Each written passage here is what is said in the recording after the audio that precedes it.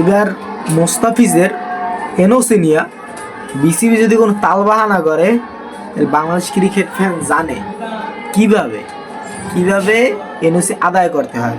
Nazmul Uddin Fahim sir, বুলবুল কাক্কু, যে কাক্কুরা আছেন, যদি এনওসি নিয়ে একটু তালবাহানা করেন, এনওসি কেমনে আদায় করতে হয় বাংলাদেশ ক্রিকেট ফ্যান জানে। বাংলাদেশ ক্রিকেট ফ্যান এমন একটা ফ্যান বেস যারা সেকেন্ডের মাথায় বোর্ড ক্রিকেটার সবাইকে মাথায় তুলবে, অ্যান্ড সেকেন্ডের মাথায় প্রত্যেকটা প্লেয়ার প্রত্যেকটা বোর্ডকে পায়ের নিচে ফেলাবে। অথচ এমন কোনো কাম করেন না, অর্থাৎ এমন কোনো কাজ করেন না যে কাজের জন্য আপনাদেরকে পস্তাইতে হবে।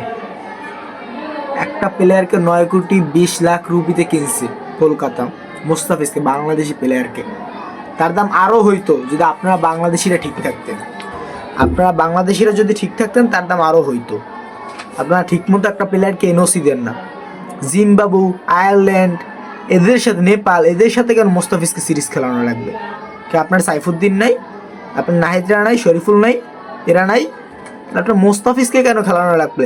আপনি মোস্তাফিজ অবসর নেওয়ার পর আপনি কাকে খেলাবেন? মোস্তাফিজ আর নাই, অবসর নিয়ে নিল। মোস্তাফিজ যদি এখন অবসরও নাই, প্রত্যেক বছর যে করে লিগ খেলে ওইটা দেশে ভরপুর চলতে পারবো।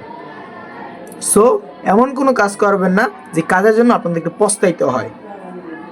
আয়ারল্যান্ড, জিম্বাবু, নেপাল, এরকম কোনো দলের সাথে যেন মোস্তাফিজকে সিরিজ খেলানো না হয়।